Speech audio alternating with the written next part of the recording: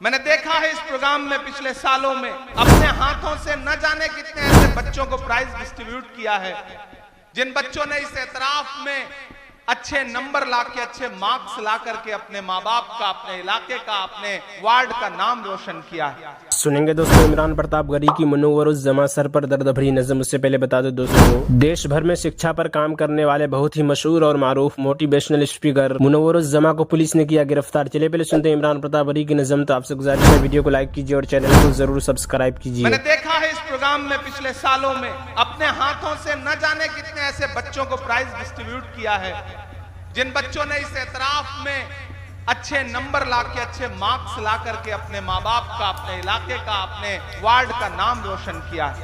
यहाँ शमीमा बानो जो x counsellor हैं वो तशरीफ फरमा है मेरा ख्याल है, लेकिन यहां खड़ा होकर मेरा दिल कर रहा है कि मैं ये 4 मिसरे पढ़ दूं कि दायरे में सिमट के आएगा। ऐसे काम नहीं चलेगा। देखो कितना पसीने में खड़ा हूं यहाँ आते हैं तो पसीना बहुत निकलता है।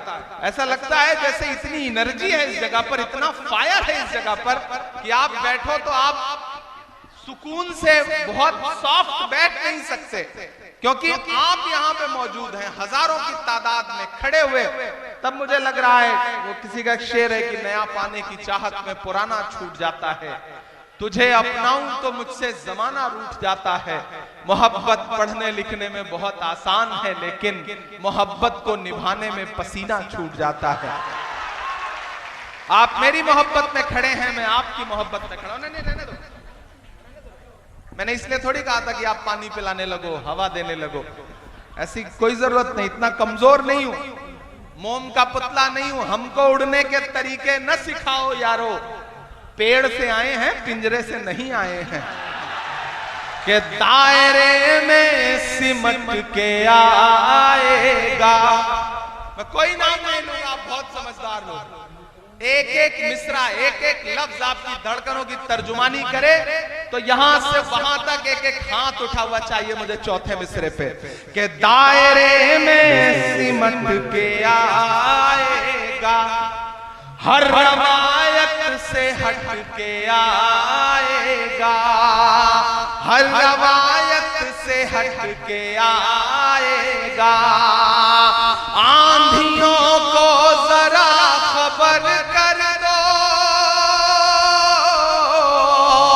आंधियों को जरा खबर कर दो, शेर वापस पलट के आएगा, शेर वापस पलट के आएगा, शेर वापस पलट के आएगा।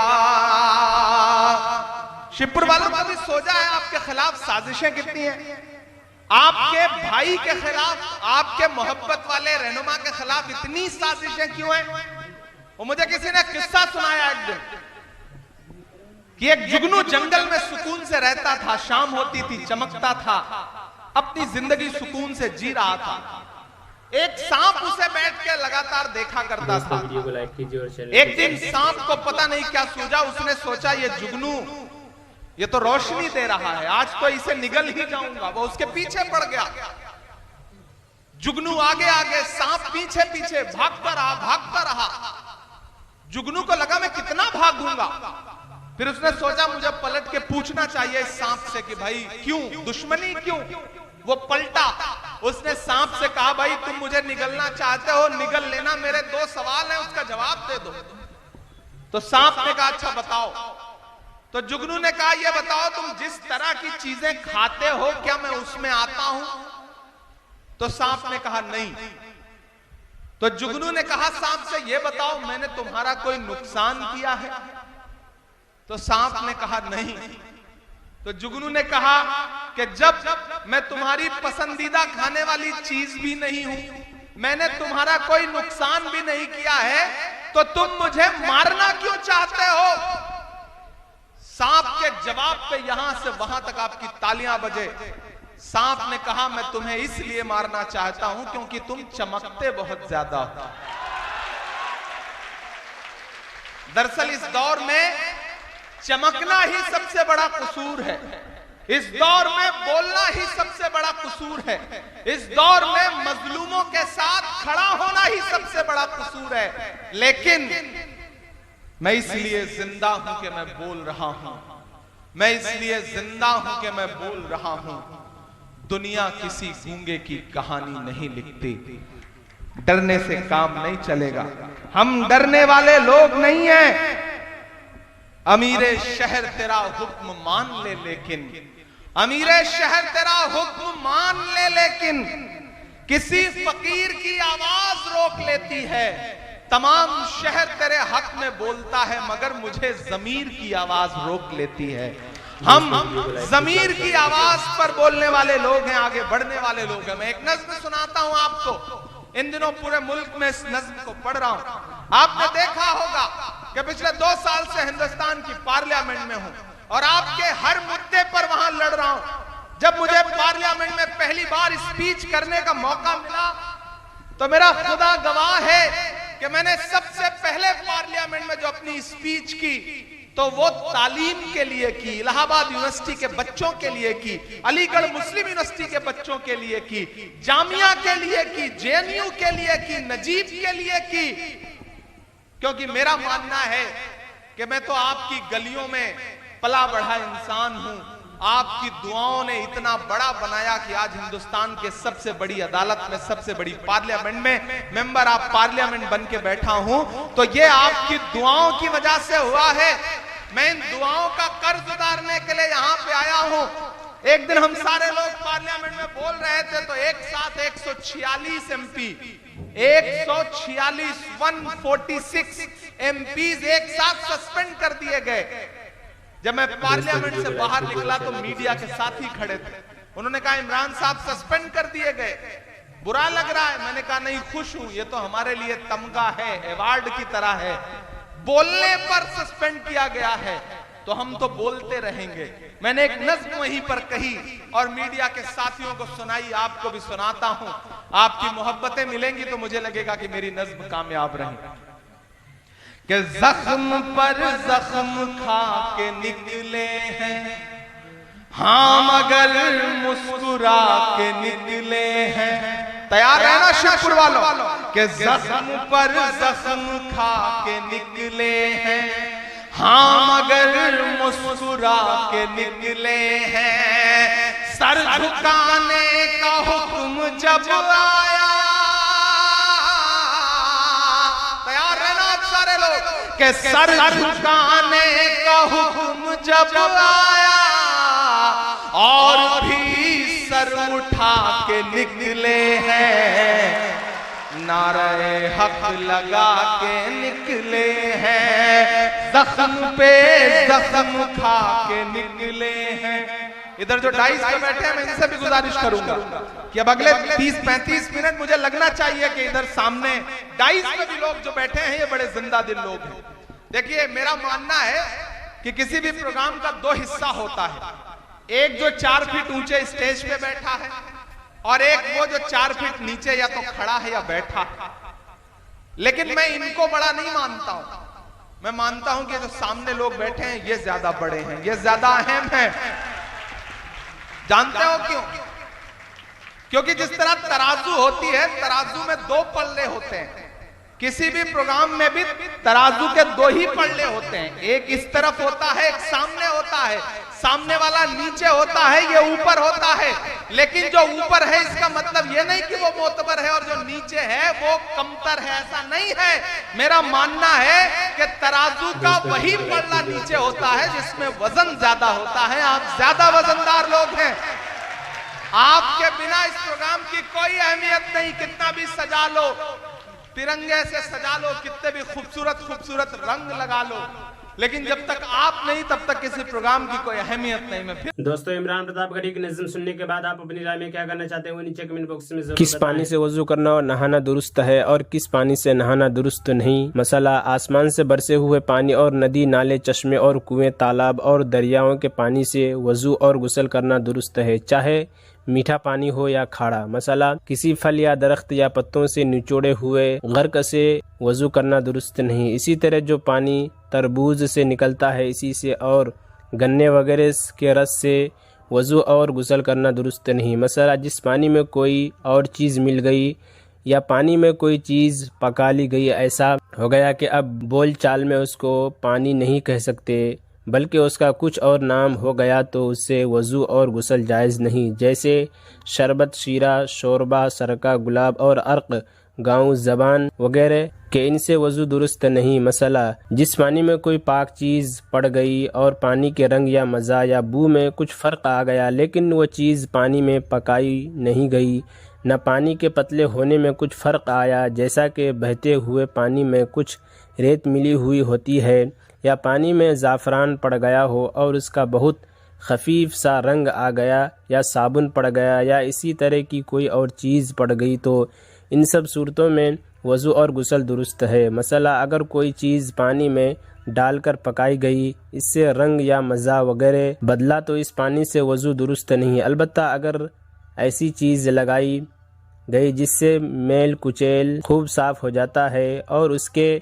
पकाने से पानी गाढ़ा ना हो, तो उससे वज़ू दुरुस्त है। जैसा कि मुर्दा नहलाने के लिए बैरी की पत्तियां पकाते हैं तो उस में कुछ हर्ज नहीं। अलबत्ता अगर इतनी ज़्यादा डाल दे कि पानी गाढ़ा हो गया तो उससे वज़ू और गुस्ल दुरुस्त नहीं। मसला कपड़े रंगने के लिए ज़ाफ़रान घोला या पड़ गया घोली तो उससे वज़ू दुरुस्त नहीं। मसला अगर पानी में दूध मिल गया तो अगर दूध का रंग अच्छी तरह से पानी में आ गया तो दुरुस्त नहीं, और अगर दूध में कम था कि रंग नहीं आया तो वज़ू दुरुस्त है। मसला जंगल में कहीं थोड़ा पानी मिला तो जब तक उसकी नजासत का यकीन ना हो जाए तब तक उससे वज़ू करे, फ़कत इस वहम पर न छोड़े कि शायद नजिस हो। अगर उसके होते हुए तयम्मुम करेगा तो तयम्मुम ना होगा। मसला किसी कुएं वगैरह में दरख्त के पत्ते गिर पड़े और पानी में बदबू आने लगे और रंग और मज़ा भी बदल गया तो भी उससे वज़ू दुरुस्त है जब तक कि पानी इसी तरह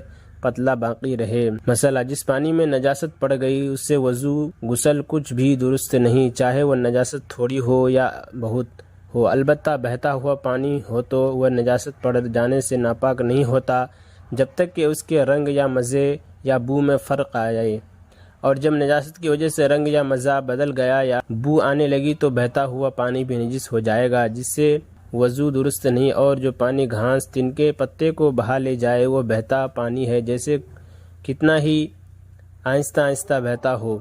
मसला बड़ा भारी हौज जो 10 हाथ लंबा 10 हाथ चौड़ा और इतना गहरा हो कि अगर चुल्लू से पानी उठाए तो ज़मीन न खुले, ये भी बहते हुए पानी के मिसल है। ऐसे हौज को दह दर्दा कहते हैं। अगर इसमें ऐसी निजासत पड़ जाए जो पड़ जाने के बाद दिखलाई नहीं देती, जैसे पेशाब, खून, शराब वगैरह, तो चारों तरफ वज़ू करना दुरुस्त है, जिधर चाहे वज़ू करे। अगर ऐसी निजासत पड़ जाए जो दिखाई देती है, जैसे मुर्दा कुत्ता, तो जिधर पड़ा हो उस तरफ वज़ू न करे, उसके सिवा और जिस तरफ चाहे करे। अलबत्ता अगर इतने बड़े हौज है इतनी निजासत पड़ जाए कि रंग या मज़ा बदबू बदल जाए, बदबू आने लगे तो नजिस हो जाएगा। मसला अगर 20 हाथ लंबा या 20 हाथ चौड़ा या 25 हाथ लंबा और 4 हाथ चौड़ा हो, वह हौज भी दरदर्दा के मिसल है। मसला छत पर निजासत पड़ी है और पानी बरसा और परनाला चला, तो अगर आधी या आधी से ज़्यादा छत नापाक है तो वह पानी नजिस है, और अगर छत आधी से कम नापाक है तो वह पानी पाक है। और अगर नजासत ना पर नाले के पास ही हो और इतनी हो कि जब पानी से सब पानी उससे मिलकर आता हो तो वो पानी नजिस है। मसला अगर पानी आहिस्ता आहिस्ता बहता हो, बहुत जल्दी वज़ू न करे ताकि धोवन गिरता है वही हाथ में न आ जाए। मसला दहदरदा हौज में जहाँ धोवन गिरा है अगर वहीं से फिर पानी उठा लेवे तो भी जायज़ है। मसला अगर कोई काफिर या लड़का बच्चा अपना हाथ पानी में डाल दे तो पानी नजिस नहीं होता। अलबत्ता अगर मालूम हो जाए कि उसके हाथ में नजासत लगी थी तो नापाक हो जाएगा, लेकिन क्योंकि छोटे बच्चे का कुछ एतबार नहीं, इसलिए जब तक कोई और पानी मिले उसके हाथ डाले हुए पानी से वजू न करना बेहतर है। मसला, जिस पानी में ऐसी जानदार चीज़ मर जाए जिसका बहता हुआ खून नहीं होता या बाहर मरकर पानी में गिर पड़े तो पानी नजिस नहीं होता, जैसे मच्छर, मक्खी, भेड़, तितली या बिच्छू, शहद की मक्खी या इसी किस्म की और जो चीज़ हो। मसला, जिस चीज़ की पैदाइश पानी की हो और हरदम पानी में ही रहा करती हो, उसके मर जाने से पानी ख़राब नहीं होता, पाक रहता है, जैसे मछली, मेंढक, कछुआ, केकड़ा, मेंढक और पानी का वगैरह। और अगर पानी के सिवा और किसी चीज़ में मर जाए जैसे सरका, शीरा, दूध वगैरह तो वह भी नापाक नहीं होता।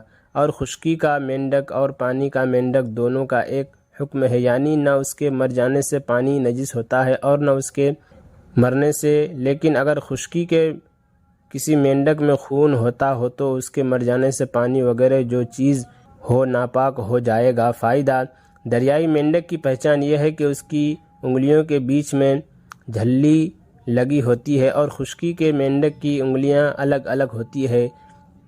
मसला, जो चीज़ पानी में रहती हो लेकिन उसकी पैदाइश पानी की ना हो, उसके मर जाने से पानी ख़राब व नजिस हो जाता है, जैसे बत्तख, मुर्गा भी। इसी तरह अगर मेंढक मरकर पानी में गिर पड़े तो भी नजिस हो जाता है। मसला, मेंढक, कछुआ वगैरह अगर पानी में मरकर बिल्कुल गल जाए और ज़ेरा ज़ेरा होकर पानी में मिल जाए तो भी पानी पाक है, लेकिन इसका पीना और उससे खाना पकाना दुरुस्त नहीं, अलबत्ता वज़ू और गुस्ल उससे भी कर सकते हैं।